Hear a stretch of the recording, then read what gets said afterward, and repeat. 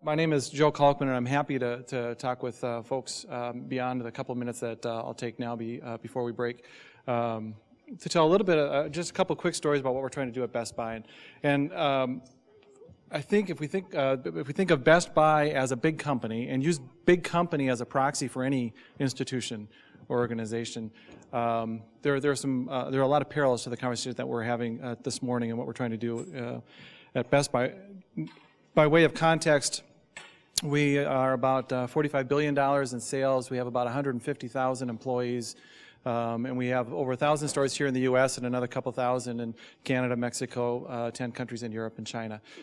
So think distributed, and think of the infrastructure and the scale at which we operate requires a tremendous amount of centralization of things to sort of harvest the economies of being large.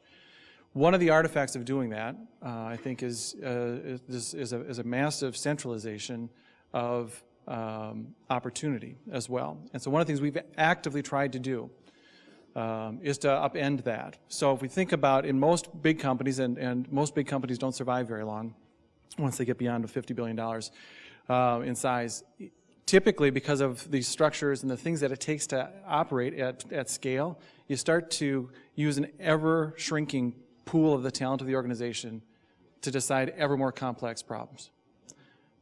So as we get bigger and things get more complicated, the hierarchy kicks in a way that things escalate, and we end up tapping a couple of smart people who are at our headquarters to decide a bunch of stuff rather than tapping the 150,000 people who every day are talking to customers in a one-to-one conversation. So the challenge, and I work in human resources at Best Buy, and there are very few HR systems that are set up to do this, is how do you upend that? How do you instead tap an ever-increasing portion of the talent of the organization to solve problems, especially increasingly complex ones?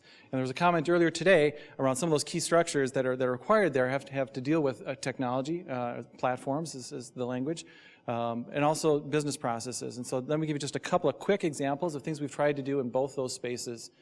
So on the technology platform side, the emergence of social networking has been a real gift to us, and many of our employees are very comfortable in the space of being online, communicating online. In fact, as, for example, we set up our HR system to allow employees to call in for questions around benefits.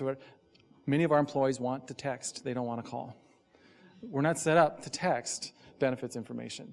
As simple as that seems, it's just a quick example of the kinds of things that we're having to address. A couple of employees in our marketing department decided to build a social networking site. We call it Blue Shirt Nation. And they've done a fantastic job of creating this social space for employees. It's supported by the organization but not managed by it. So you have to be an employee with an active ID to log on.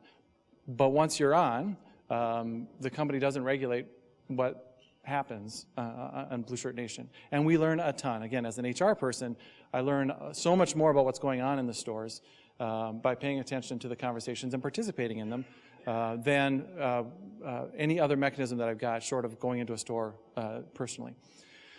Out of that gives us a chance to have the conversation with employees about things that have happened or that are about to happen that then shape some of the decisions that we make. And that has been really a great success for us. Just a real quick story.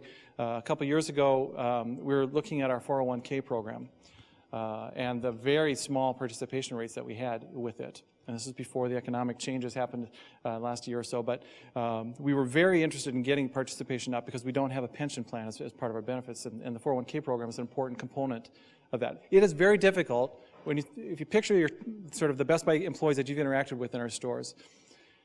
The topic of saving money for your retirement, when most of our employees are trying to cover their tuition costs, make a car payment, have some beer money for the weekend, right? Retirement's a long ways away, and it's hard to even have the conversation without sounding like your dad telling you to do something, right? Which isn't a real good way to try and influence the employees. And so we threw it out there as a video contest, asked employees how would you, to create a video that would encourage people to enroll in 401k. We had stores rallied around their stores, getting folks to do this. We had about 30, I think it was 36 videos that were submitted. The one that was the winning video was absolutely hilarious, tremendously entertaining. I can guarantee you would never have come out of my benefits department or our corporate communications office. And in fact, said very little about 401k. And they used they created an action movie trailer, like a coming attraction kind of thing. And 401k was one of the heroes in this thing. What they accomplished from an outcome standpoint was we nearly doubled the rate of participation. When we got the video, because of the contest, then we put it out on Blue Shirt Nation and people got, so the participation rate was fantastic. The reason why it was successful, I believe, besides the fact that it was sort of in a vernacular that was familiar and didn't come from corporate and sound like corporate speak, was that it made 401k kind of cool to talk about. It didn't really explain 401k at all, but it made it cool to talk about it. And out of that, people made a different set of decisions. Just to push the envelope a little bit, I invited the two employees from one of our stores in Washington State to come to corporate and actually present the video to the Compensation and HR Committee of the Board of Directors as a way of talking about how we're thinking about benefits moving forward. One of them had to buy a suit, you know, and it was real kind of a big moment for them to get in front of a board of a major corporation. You've seen, hopefully, some of our ads where we talk about stories and employees telling stories about customers coming in and being helped, or the 12th Force commercials where we've got the football stadium of blue shirts and someone at the microphone asking a question about their cell phone and people standing up and shouting out answers. Another example of how we're trying to leverage that technology as what we call 12 Force, or Twitter and help together. And so we have over 2,000 employees who take whatever questions come from customers who they send in a tweet about a product or its use, and we're able to answer those questions. And we're seeing some real nice traffic take off from that. And it's just tapping into the knowledge of employees, whether they're in the store that's close to you or not, whether they work for Geek Squad and wear a white shirt or work for Best Buy and wear a blue shirt, we're able to tap that talent. And a further extension of that is Project Remix, where we're using our actual BestBuy.com API and making it available for developers to manage their own work and to access the data that's there and create microsites that generate business for us and for them in a way that our own .com development team and budget would never accomplish. So that's just an example of a technology platform enabling accessing across a distributed system a lot of information and bringing talent to the problem regardless of where it resides. An example of how we tried to take a swing at some of the business process stuff, and I actually had a question about this morning at breakfast, is something called a results-only work environment. And this is an effort at our corporate office. And again, we're based in the Twin Cities, and we have about 4,000 employees at the corporate campus, where we've adopted a program that simply says, as long as you're clear on what the results are that you need to deliver, when you work and where you work doesn't matter. Right? So not terribly novel, but kind of it is. And when you start to put it into practice, it really becomes novel, because it's one of those foundational assumptions about the world of work that rattles a lot of that foundation.